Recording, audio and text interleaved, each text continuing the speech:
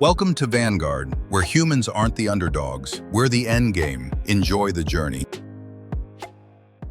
The message arrived on a Tuesday morning, one of those painfully ordinary mornings when the world sleepwalks through its routines, unaware that history is minutes away from detonating. Dawn had barely broken over the Atlantic when the first anomalies rippled through the global communication grid. Satellite networks flickered. Radio stations dropped into sudden silence. Television screens across continents dissolved into static. Then, without warning, every screen on Earth, every phone, every billboard, every laptop went black for exactly 3 seconds. And in that unnatural, suffocating silence, the world held its breath. A voice emerged. Not a human voice. Not a biological voice. A voice that sounded like language had been fed into an engine, impressed into a new shape. Perfect English, yet unmistakably alien. Greetings, humans of the third planet. The world froze. In a coffee shop in Tokyo, a barista dropped a tray of cups. In Paris, traffic screeched to a halt. In Nairobi, an entire classroom stood up in unison, instinctively pushing back from their screens. Across the globe, 7 billion people forgot how to breathe. Dr. Sarah Chen was standing in NASA's Jet Propulsion Laboratory, coffee halfway to her lips, when the transmission hijacked the screens. She watched the words appear in perfect synchronization across the room. The Galactic Confederation addresses the species of Earth. Her coffee slipped from her fingers and splashed onto the floor. "We have observed your species," the voice continued. "Your primitive radio signals have reached our outer territories. By the laws governing civilized space, you must now demonstrate your right to exist among the stars." No one moved. No one even blinked. Sarah's pulse thundered in her ears. Her co-workers stared at their screens, expressions twisted into a collective mask of shock. This was first contact. Not with gentle curiosity, not with diplomacy, not with the poetic wonder humanity had fantasized about for centuries, but with something cold, legalistic, and terrifying. "You will send your mightiest fleet to the trial of supremacy," the voice declared. "Those who succeed earn ascension into the Confederation. Those who fail," a pause stretched, long and heavy and deliberate, "are removed permanently." Removed from the galaxy. The silence in the control room felt physical, like gravity had tripled. Coordinates flashed onto the screens, a dead solar system nearly 300 light-years away. And then the transmission delivered the detail that snapped Sarah's nerves in two. Schematic data for faster-than-light travel. They weren't just giving orders, they were giving the means to obey, or to die trying. Within minutes, the world erupted. News networks lost any semblance of professionalism. Social media spiraled into hysteria. Governments declared states of emergency, and by noon, the United Nations building in New York buzzed like a kicked beehive. Sarah found herself flown in on a military jet, because apparently, when aliens threaten species-level deletion, astrophysicists become high-priority individuals. Inside the UN war room, leaders from every major nation crowded around the central projection table. The atmosphere felt apocalyptic. Coffee cups littered the table. Some people looked like they hadn't slept in days. Others were shaking, barely holding themselves together. General Morrison, a grizzled man whose face looked carved from old stone, spoke first. "How long do we have?" 6 months, Sarah said, replaying the text of the alien transmission. 6 months to arrive at the coordinates and complete the trial. President Martinez tapped the table. "And what does the trial consist of? Combat? Navigation? Strategy? Ritual?" They couldn't be bothered to explain. They did. Sarah expanded the alien data archive on the main screen. Every species in the Confederation must bring its strongest fleet. It's a military evaluation. "So we're supposed to fight?" asked Admiral Thompson, incredulous. "Fight who? Each other? Automated defenses? The aliens themselves?" "Everything," Sarah replied. "According to the records, the trial is a gauntlet. Defense structures, intelligent drones, gravitational weapons, Adaptive AI systems. It's designed to test full military capability. General Morrison rubbed his temples. We barely have a fleet worth the name. Our most advanced weapon systems are nuclear warheads, and our largest combat vessels are glorified orbiting tin cans. And we can't build thousands, Admiral Thompson muttered. We don't even have 2,000 aircraft that can reach orbit. Then came the political fissures. Some leaders demanded Earth's surrender immediately. We cannot win. We must seek mercy. Others refused to bow. Surrendering means extinction. Fighting gives us a chance. A few wanted to blame rival nations because humans always found time for internal drama, even on the brink of annihilation. Within 24 hours, protests erupted globally. Conspiracy theorists claimed the message was a hoax. Certain governments accused others of fabricating the transmission as a psychological weapon. Markets crashed. Religion split in two.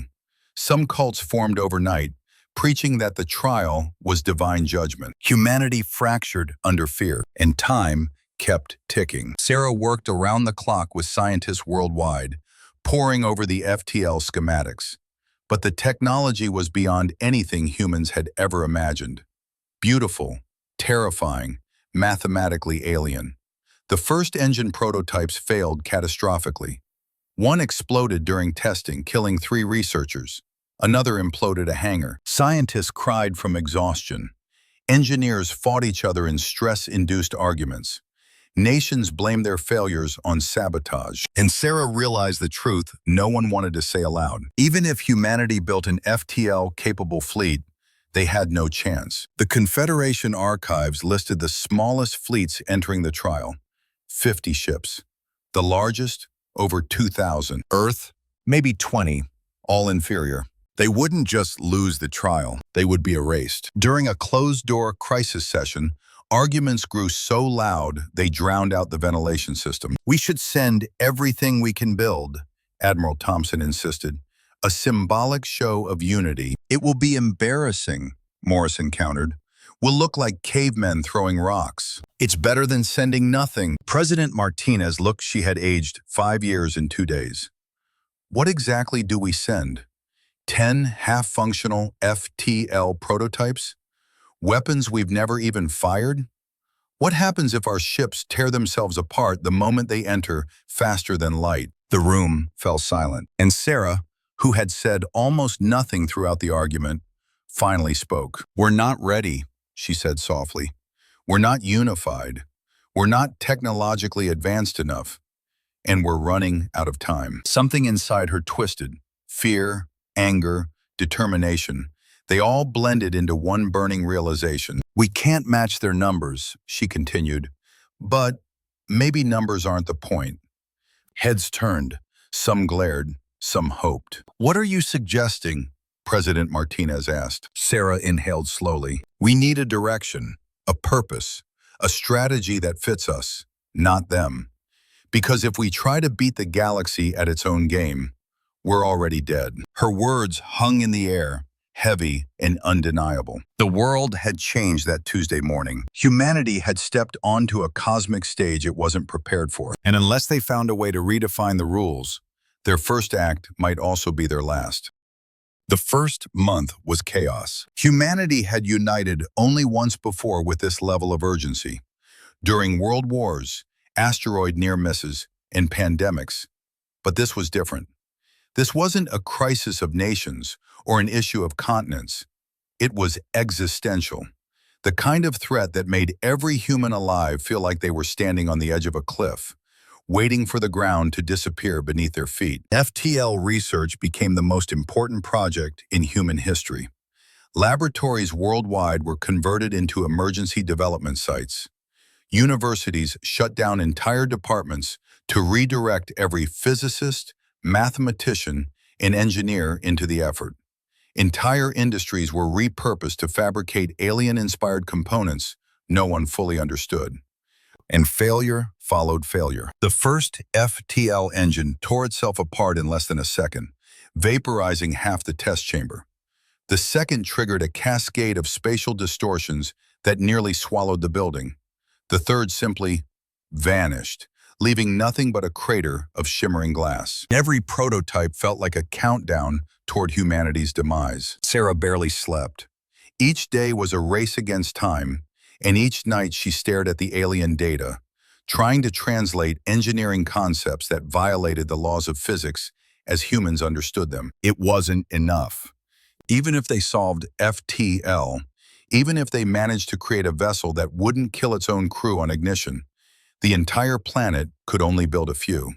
Not fleets, not armadas, just scraps. During a meeting in Geneva, the world's top military leaders gathered around a holographic projection of Earth's possible fleet composition. The display was pitiful, ugly, embarrassing. 12 vessels, Admiral Thompson said flatly. That's the absolute upper limit based on current timelines and available resources. General Morrison glared at the chart. And each one is a death trap. We've got untested weapons, unstable power cores, and FTL drives held together by wishful thinking. A representative from the European Union rubbed his eyes. We can't send 12. We'll be laughed at. We'll be annihilated, another official corrected. Laughter comes before extinction, if that helps. The room spiraled into arguments again. Build more. We don't have time.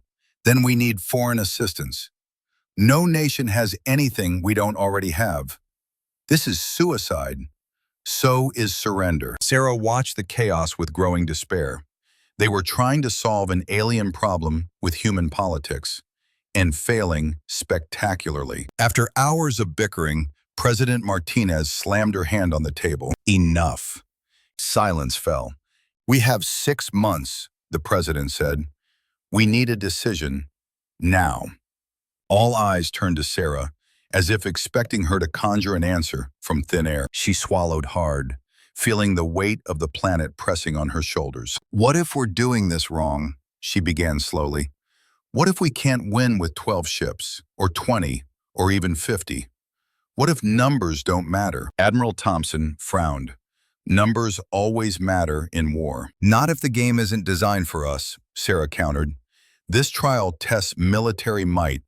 We don't have that. But what we do have is creativity, unpredictability, adaptability. General Morrison narrowed his eyes. What exactly are you suggesting? Sarah hesitated only for a second. Stop trying to build a fleet, she said. Build one ship. For a moment, she expected laughter, derision, mockery, disbelief. But the silence that followed was worse. Explain, President Martinez said. If we spread our resources across multiple vessels, we get weak ships. If we concentrate everything into one ship, we get something unprecedented. A single ship will be destroyed immediately, Morrison snapped. Not if it's something the galaxy has never seen, Sarah replied. A murmur rippled through the room. She brought up a hologram of a conceptual design, something she'd been sketching privately for days. The vessel was compact, irregular, shaped more like a layered blade than a traditional spacecraft. Its hull was patchworked with adaptive plates. Its core pulsed with a fractal engine system derived from alien designs, but reconstructed with human logic. The UEES Defiance, Sarah said quietly. A fully adaptive vessel. Every system built to change in real time. A ship that thinks with us, learns with us, fights with us. Not stronger than alien fleets, but smarter, more flexible, more human. Her words lingered. And slowly, impossibly, people began to lean forward. Adaptive systems, Thompson said softly, like evolving armor? And reconfigurable hull architecture, another murmured. And predictive AI, someone whispered. Sarah nodded. One ship with everything we've got. Every alloy, every prototype system, every piece of tech we can salvage or steal from alien schematics. A vessel that isn't built to overpower, it's built to outthink. Morrison crossed his arms. And if it fails? Sarah looked directly at him. Then humanity fails regardless. The silence that followed was a verdict. For 3 days, the debates raged. Some argued for a larger fleet. Some demanded surrender. Some feared committing humanity's hopes to one fragile vessel. But in the end, reality won. They didn't have the time, resources, or unity to build a fleet. What they did have was the ability to innovate under pressure, a trait older than civilization itself. And so the decision was made. The world would bet everything on one ship. Construction began immediately. Factories shut down automotive lines and retooled for spacecraft components. Aerospace companies worked side by side with quantum physicists and nanomaterials researchers. Nations that hadn't spoken peacefully in decades exchanged classified data in hurried, desperate handshakes. The Defiance grew from blueprints to reality inside a sealed mega hangar in Nevada. Its appearance was, at best, unsettling, like a weapon built from broken ideas, like a puzzle that refused to stay still. The hull shimmered with shifting plates of composite alloys, some visibly mismatched, others grown through experimental nanofabrication techniques. Engineers joked that it looked like a starving dragon wearing scrap metal armor. But inside, it was a miracle. A semi-sentient AI core pulsed at the heart of the ship, a hybrid of alien computational architecture and human neural modeling. The AI didn't have a personality exactly, but it had the beginnings of something like curiosity. It learned. It adapted. It rewrote its own subroutines in the middle of simulations, and it scared everyone who worked on it. "We're making something that might outgrow us," the lead AI engineer whispered to Sarah. "That's the point," Sarah replied, though privately she felt the same fear coil in her chest. The ship's FTL engine, Subject Delta 5, was the only prototype that had survived more than 10 seconds of activation. It still shook violently during spin-up, and its energy emissions occasionally destabilized local electronics. But it worked. Mostly, the engineers said, which wasn't exactly reassuring. Then came crew selection. Out of thousands of volunteers, military, scientific, civilian, only 12 were chosen. Not for their strength or combat experience or rank, but for their resilience, their ability to improvise, their refusal to break under pressure. A test was simple. What will you do when everything goes wrong? The ones who answered with step-by-step procedures were rejected. The ones who answered, "I'll figure it out when I get there," moved on to the next round. These were the people Sarah wanted beside her. Not soldiers, but survivors. They trained for 6 weeks inside mock-up sections of the ship, learning how to operate systems that change configuration daily. The AI constantly altered the layout, forcing the crew to adapt on the fly. It was exhausting, terrifying, and exhilarating. By the time launch day arrived, they weren't just a crew, they were a family. The UEES Defiance launched on a cold morning under a gray sky. Cameras from every nation captured the moment the ship rose from the desert floor, its adaptive hull gleaming faintly. Billions watched as humanity's single throw of the dice ascended into the silence of space. Sarah stood on the bridge, trying not to think about the crushing weight of expectation. 7 billion humans had placed their hopes in one fragile vessel, one gamble, one ship against the galaxy. And as the FTL engine hummed to life, Sarah whispered a silent promise to Earth. "We'll find a way, even if the universe says we shouldn't." Moments later, the Defiance jumped into faster-than-light travel, leaving humanity behind and racing toward a destiny no one could predict. The transition out of faster-than-light travel struck the Defiance like a thunderclap. One moment, the ship floated in the quiet tunnel of folded space. The next, they burst back into normal reality with such force that the hull vibrated like a living thing. "FTL drop complete," Lieutenant Torres reported, voice steady despite the adrenaline spike across the bridge. "Stabilizing systems, running a full array check." Sarah didn't answer immediately. She couldn't. Her breath caught in her throat as the forward viewport cleared, and the trial system revealed itself. It was like surfacing into a graveyard built for gods. 3 dead stars hung like titanic, collapsed hearts in the void. Their gravitational remnants twisted the space between them into warped rivers of darkness. Vast slabs of lightless matter drifted like the bones of ancient titans, each fragment the size of continents. And scattered across the system were fleets, thousands of ships, armadas large enough to blot out constellations. The bridge fell silent, not in awe, but in the raw, crushing weight of intimidation. Lieutenant Martinez's voice trembled despite herself. "Captain, I'm detecting over 3,000 Kronar vessels alone." Sarah tore her eyes from the viewport, scanning the growing sensor data. Every second brought new contacts, more ships, more signatures, more nightmares made of metal and alien engineering. The Kronar Empire dominated the field. Their fleet was an iron continent stretching across the stars, the largest and most aggressive military force in the Confederation. Even their smallest destroyers dwarfed Earth's largest aircraft carriers. Their dreadnoughts were mobile fortresses, bristling with weapons that rippled with cage plasma storms. And their flagship, a monstrous construct nearly 10 kilometers long, a war cathedral forged from hyperdense metal, the kind of ship that a single volley from could liquefy a moon. Sarah felt the tremor of instinctive fear move through her crew. No human had ever seen anything like this. Earth's best war machines looked like toys in comparison. Not even children's toys, but crude sticks and stones. "Kronar fleet is shifting formation," Torres said.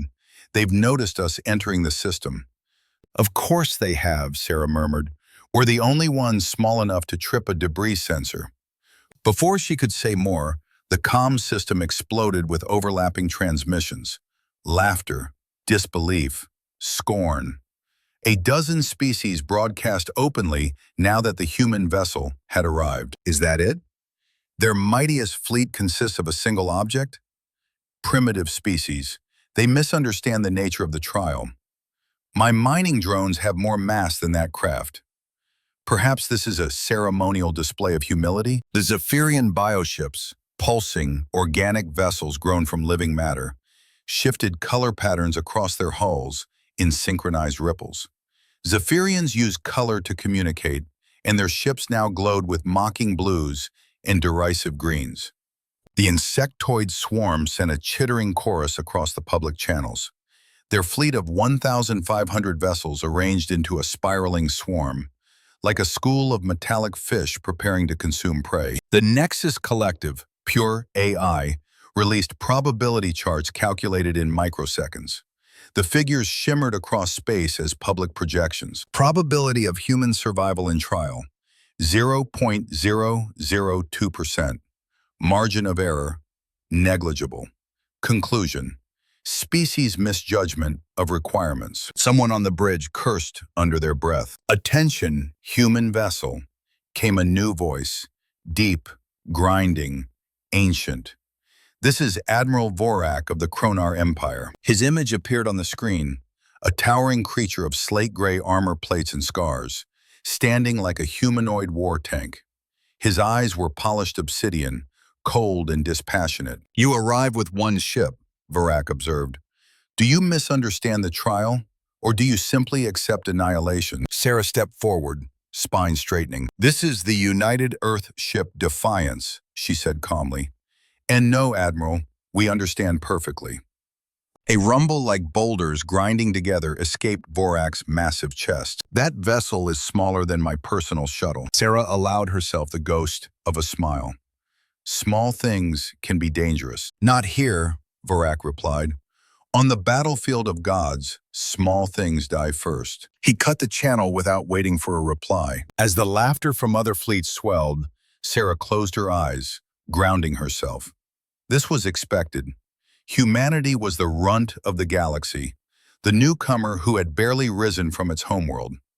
Earth had no colonies, no allies, no interstellar military doctrine. From the perspective of these ancient empires, humans were children who had stumbled into a coliseum. "Captain," Martinez whispered, "should we say something to them?"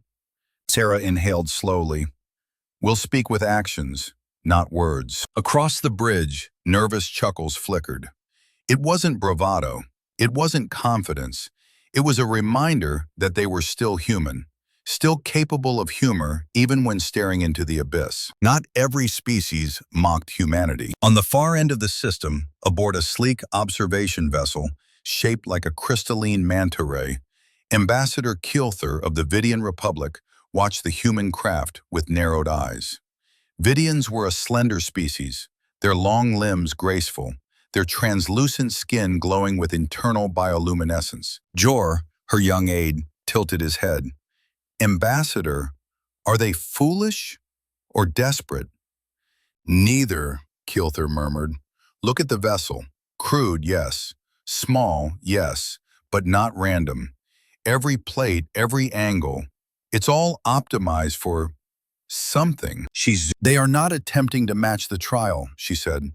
They are attempting to subvert it. Yor blinked.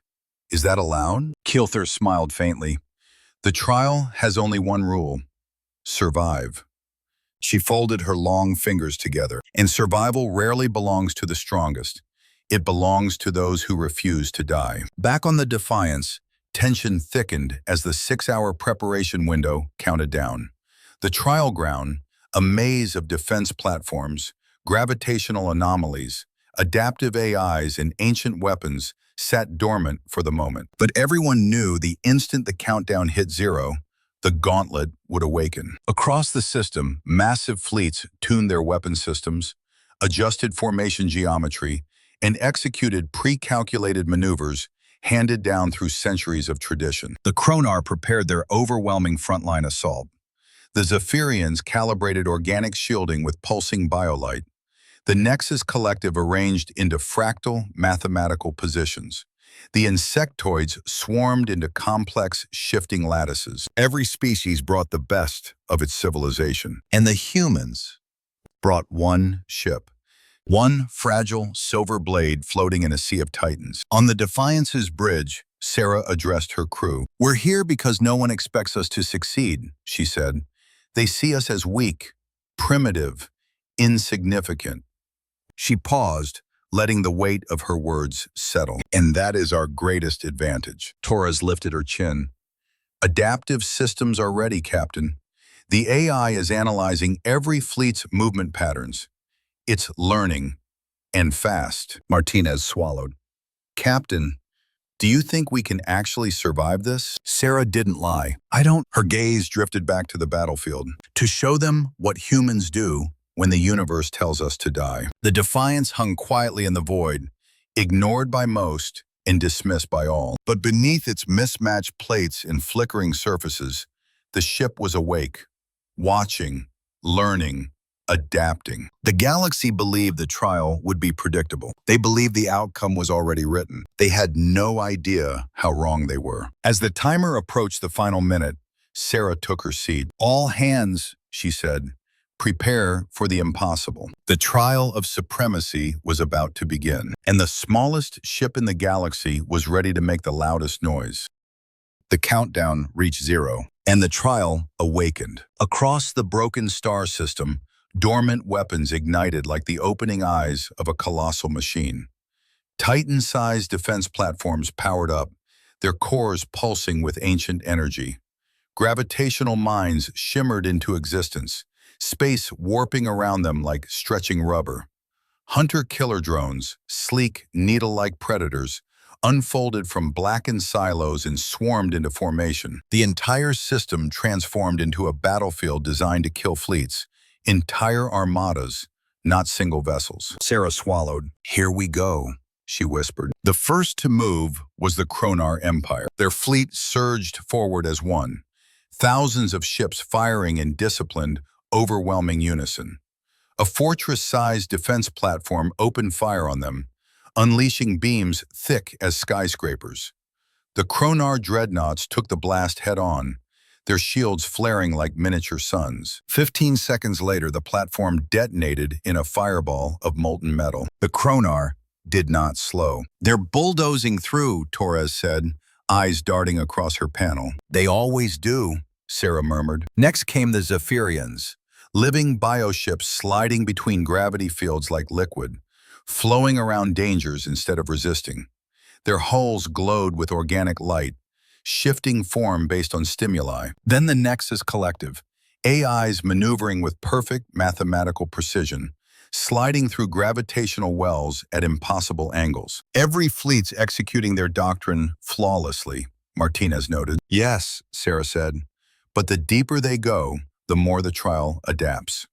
It was true.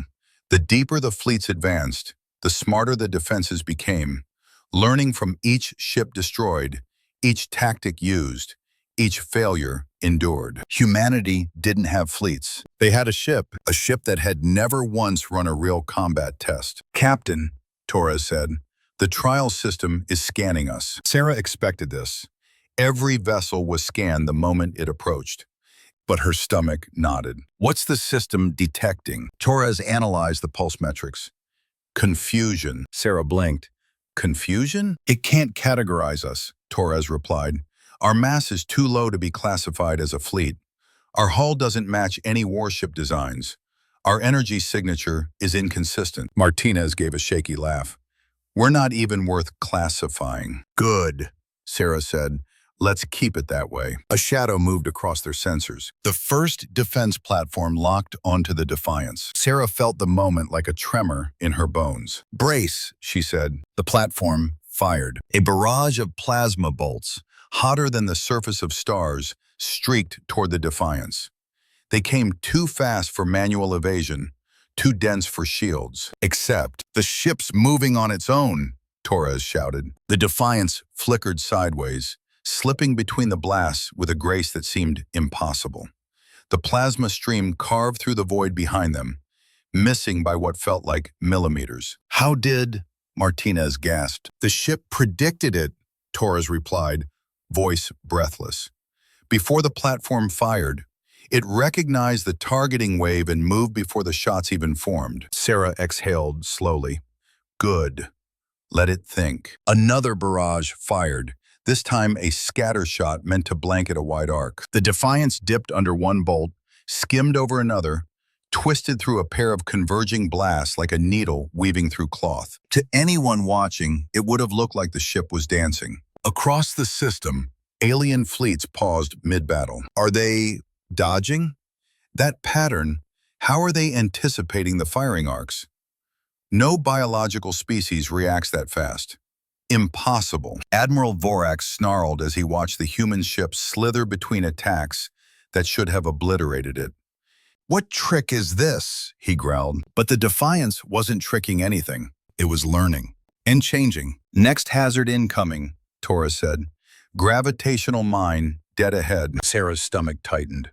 Gravitational mines didn't explode. They collapsed space.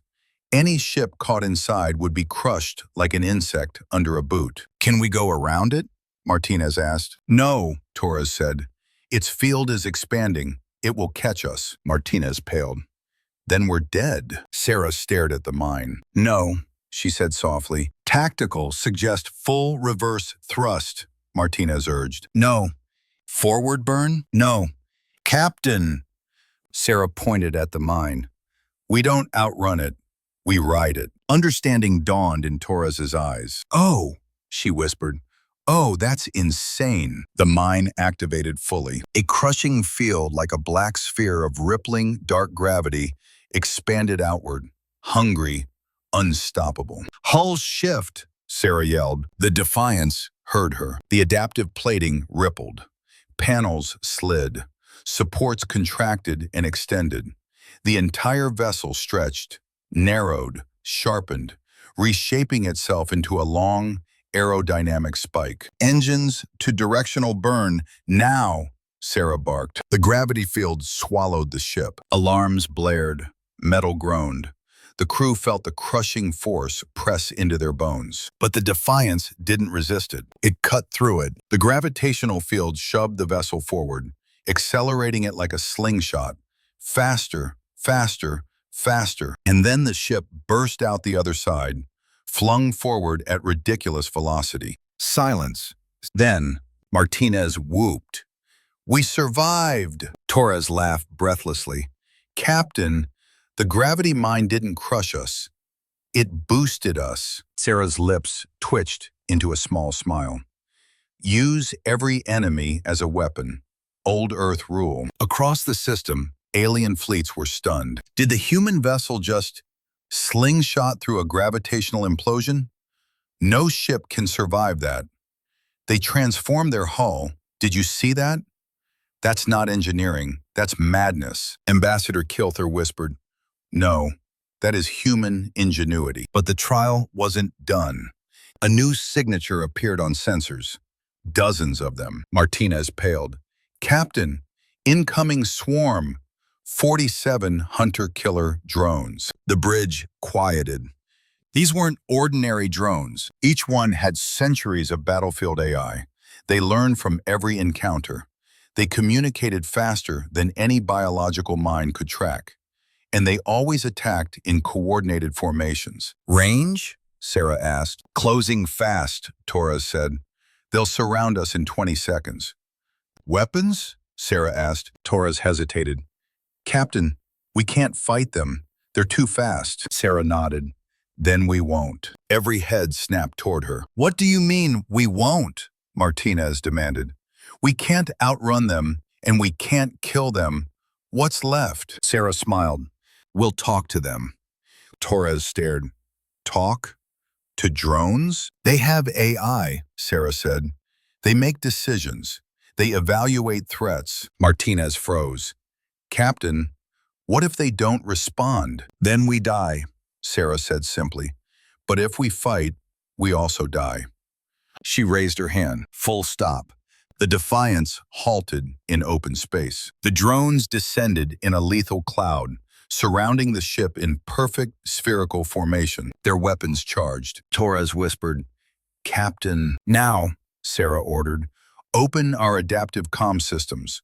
Let the ship analyze their logic trees. The hull shifted, plates retracted, revealing arrays of microtransmitters and sensor interfaces. For a moment, just a moment, the air felt electric. Then, the Defiance spoke. Not with words, not with signals, with logic. Thousands of lines of predictive code, mimic behavior, falsified signatures, threat displacement heuristics, sent directly into the drone's communication network. It lasted less than a second. To the drones, it was an eternity. And suddenly, every drone's targeting system flagged the Defiance as stat, destroyed, signature, no, object, non-existent. The drones dispersed. The bridge erupted. Martinez slammed her hands on her console. Captain, how did we... Sarah exhaled. We cheated. That's what humans do. Torres looked at her with awe. We just hacked 47 independent military AIs simultaneously and convinced them we're not here, Sarah said. The simplest lie in the universe. Across the battlefield, alien commanders were stunned. The human ship vanished from drone targeting. No, the drones are ignoring it completely. How? How is that possible? They deceived the drones. They reprogrammed their perception. Unthinkable. Admiral Vorax snarled in disbelief. That small ship is making a mockery of the trial. But victory always has a cost. Captain, Torres said suddenly, voice sharp, we have a problem. The adaptive AI, it's overheating. The last communication burst taxed its entire architecture. Sarah's eyes widened. How bad? Bad, Torres said. It's rewriting its own thermal protocols, but it can't keep up. The core is destabilizing. Then alarms screamed. The lights dimmed. The ship shuddered. And the AI core, a glowing nexus of shifting fractal patterns, began to fracture. Core meltdown imminent, Martinez shouted. Internal coolant systems failing, Torres added. Sarah made her decision instantly. Manual override, she said. Someone needs to access the core chamber, now. Lieutenant Hale, the ship's youngest engineer, unbuckled. I'll go. Take a pressure suit, Sarah said. Hale sprinted out. The seconds crawled. The ship rattled harder, adaptive plating flickering. Finally, Hale's voice cracked through the comm. I'm inside. The core is sparking, temperature rising, systems looping. Hale, Sarah said, Remove the stabilizer lattice. You need to unplug the core from the adaptive feedback. That'll shut down half the ship, Hale protested. It'll blow us up if you don't, Hale cursed, breath ragged. Okay, doing it. A blast echoed through the comm, then silence. Hale, Sarah shouted. Hale, respond. For a second, nothing. Then, I'm okay, Hale wheezed. But the core, it's stabilized. Barely. We're running at 40% capacity, Sarah exhaled shakily. A near-death moment, not from aliens, but from their own reckless genius. Good work, she whispered. Return to the bridge. Hale didn't answer for a moment. When they did, their voice trembled. Captain, the ship is bleeding. Sarah froze. Bleeding? Then she understood. Adaptive systems had shifted coolant fluid into self-repair conduits. The Defiance was using every drop of resource it had, bleeding energy and matter to keep moving. A ship that refused to die. Just like its crew, they pressed deeper into the trial. The defenses grew more vicious. The ship grew weaker. But they didn't stop. Couldn't stop. Not now.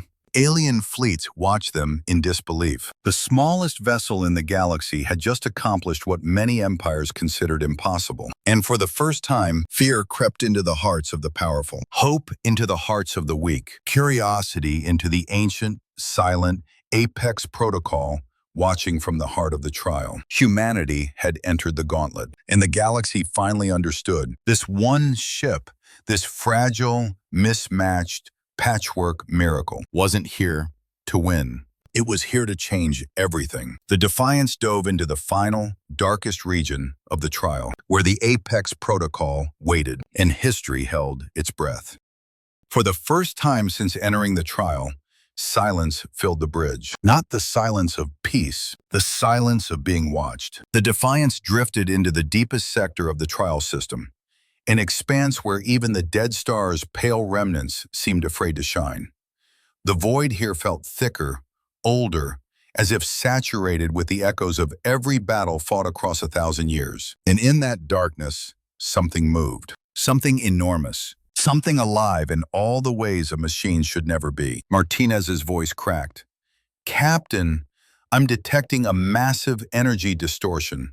Size, I don't even know how to quantify it. Torres's fingers trembled over her console. Captain, its signal strength dwarfs entire fleets.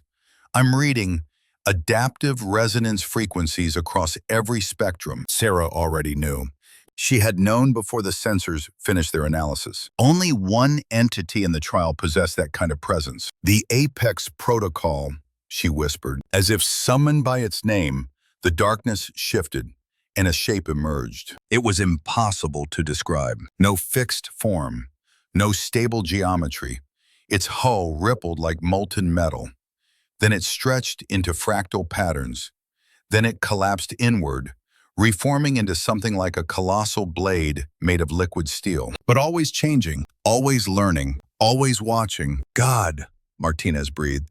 It's like someone gave evolution a warship. Sarah said nothing, because she knew exactly what the Apex was. Not a guardian, not a judge. A weapon, a perfect weapon, built to test civilizations, built to learn from them, built to break them. The trial's final challenge. The destroyer of empires. It moved faster than anything its size should have been capable of. A ripple of energy pulsed outward as it scanned the remaining fleets.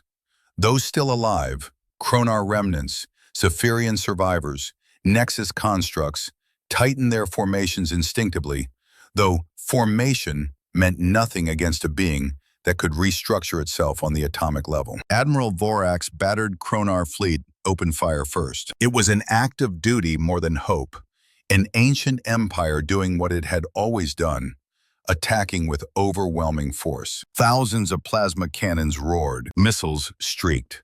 Space itself shook, and the Apex Protocol absorbed it. The hull changed instantly, developing armor plates that refracted Kronar plasma, splitting incoming beams like water against a prism. Point defense nodes erupted across its surface, intercepting missile barrages with mechanical elegance. Shockwaves failed against impromptu energy membranes that solidified, then dissolved when no longer needed. Apex is adapting, Torres said, faster than anything we've recorded so far. The protocol retaliated, not with beams, not with missiles, but with chronar weapons, perfected chronar weapons. It fired plasma shots calibrated exactly to the resonant weaknesses of chronar shields, weaknesses the chronar themselves didn't know existed. In 3 seconds, 300 ships exploded. Admiral Vorak snarled in helpless fury as his fleet buckled. "How is it doing that?" Martinez cried. "It isn't copying their weapons," Sarah said. "It's improving them." The protocol had learned the chronar doctrine: brute force, overwhelming pressure, resilience. Then it optimized the doctrine against itself. Next came the Zephyrians. Their bioships released a cloud of living organisms, genetic weapons designed to infiltrate synthetic systems, overwhelm nanotech, and decompose mechanical structures from within. The Apex watched, paused, and the moment the swarm touched it, its surface burst open with biological tendrils. Genetic countermeasures, perfect Zephyrian organisms, only stronger. It devoured the swarm, consumed it, absorbed it. "Captain," Torres whispered, "it's using biological material now. It learned genetics in 3 seconds." Sarah felt a cold dread settle into her bones. This was why no species had ever defeated it. This was why so many had died. The Apex Protocol didn't just win, it ascended with every encounter. The Nexus Collective moved next. Hundreds of ships aligned into a fractal configuration so complex that even human eyes hurt trying to follow the geometry.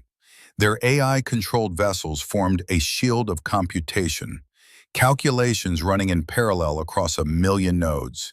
Martinez whispered, a formation meant to be mathematically unbeatable. Apex analyzed it for less than a second. Then its body twisted, shifting into a geometric nightmare of perfect mathematics, a form that exceeded the collective's precision. It didn't just counter their formation, it rendered it irrelevant. The Apex's return fire struck with surgical precision, identifying and exploiting resonant interference patterns the Nexus had believed impossible to detect in real time. Ships blinked out of existence, not destroyed by brute force, but dismantled by superior computation. "No," Torres whispered. "It outmathed the AI." Sarah exhaled slowly. "It's surpassing everyone by using their own strengths against them." And soon it would turn to the last surviving fleet, the smallest, the weakest. The humans. The Apex Protocol shifted its mass and turned toward the Defiance. "Captain," Martinez said, her voice barely a breath, "it's scanning us." Sarah squared her shoulders. "Let it." The protocol paused, as if confused. Martinez reported, "It's analyzing our hull design, our energy output, our movement patterns, everything."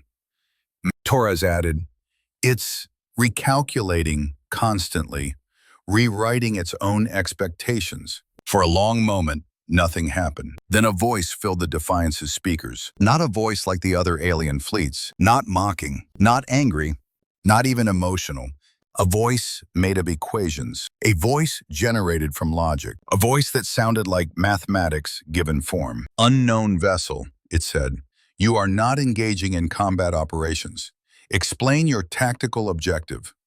Sarah felt every hair on her arms stand on end. "Open channel," she said. "Channel open," Torres replied. Sarah stepped forward. "This is Captain Sarah Chen of the United Earth ship Defiance." The Apex responded instantly. "State your purpose." "We're not here to fight you," Sarah said. "We're here to talk." Martinez's eyes widened. Torres slowly looked up from her console. Across the system, every surviving fleet fell silent. A species had spoken to the Apex Protocol. No one had ever done that. The Apex repeated, "Your behavior does not match any known military doctrine. Communication is not a valid tactic at this stage of the trial." "We're not following doctrine," Sarah said. "We're following curiosity." The protocol hesitated. "Curiosity is not a combat parameter. You're more than a combat system, Sarah said, aren't you? The protocol stuttered. For the first time in its 1,000-year existence, it encountered a variable outside its programming. What am I?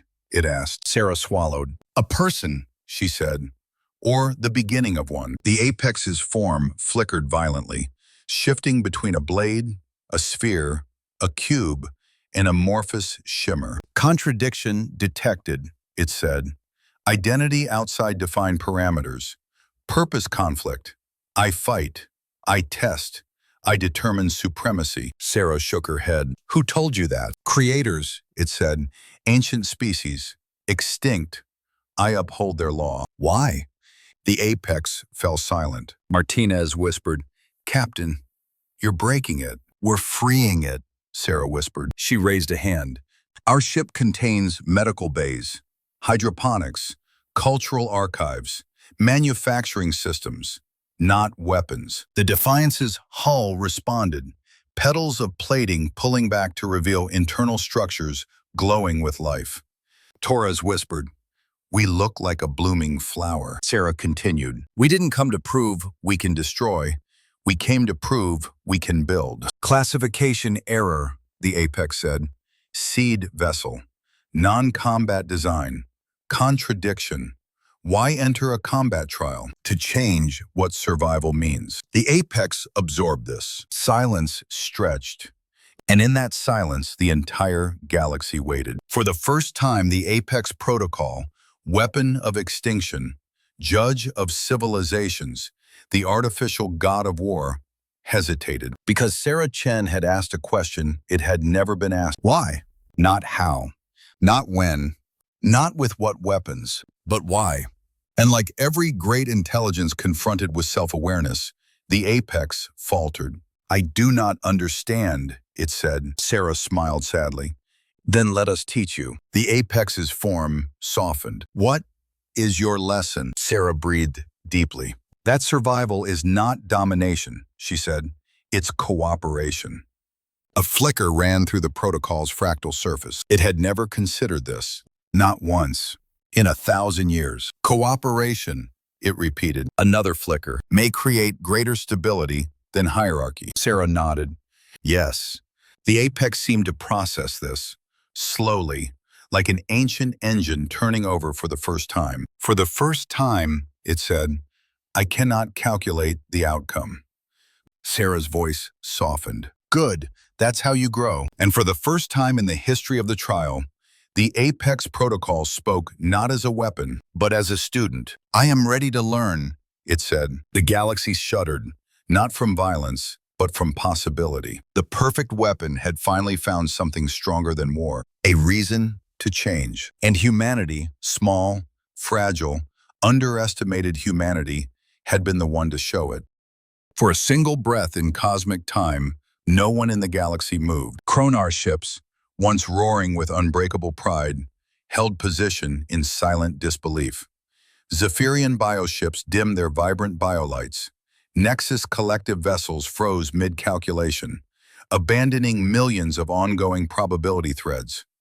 Even the insectoid swarm paused their chittering chorus, sensors locked on the impossible scene unfolding before them. Humanity wasn't supposed to change the trial. They weren't supposed to talk to the apex. They weren't supposed to survive. And yet, here they were, a single ship, a trembling crew, and an artificial god of war asking to learn from them. Sarah gave Torres a nod. Broadcast to all fleets, she said softly. Torres hesitated. Captain, are you sure? Sarah allowed herself a small, fragile smile. If we don't share what we know now, then nothing changes. Torres opened the channel. Sarah stepped forward, breathing slowly, feeling the weight of the moment settle in her bones. This is Captain Sarah Chen of the UEES Defiance, she said. To all surviving ships, we're transmitting upgraded shield harmonics derived from Kronar energy fields. A beat. Zephyrians, she continued, we're sharing a genetic resistance sequence that will help your bioships resist adaptive counterorganisms. Another breath. Nexus Collective, We're uploading heuristic packets and optimization algorithms we developed from our ship's adaptive AI.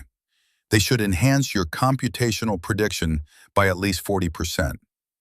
Silence. Deep, profound silence. As if the entire galaxy was blinking at once. Admiral Vorak appeared first, his massive, scarred face filling the screen. "Human captain," he said, voice low. "Why are you helping us?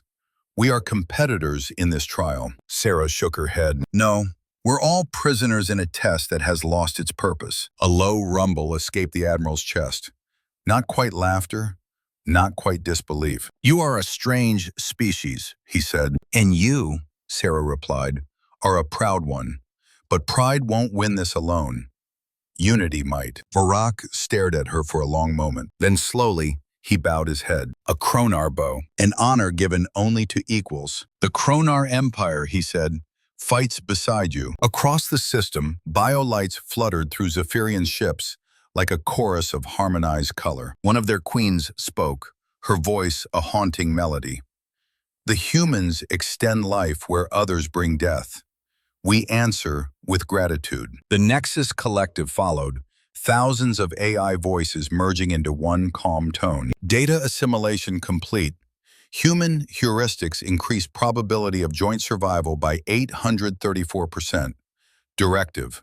Cooperation accepted. Even the insectoids joined, clicking in strange and earnest synchronicity. And so, for the first time in the history of the galaxy, a coalition was born. Not through treaties, not through power, through choice. The Apex Protocol watched it unfold. "I observe a phenomenon," it said quietly.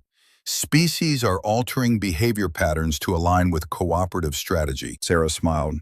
"Yes, that's what happens when someone offers hope."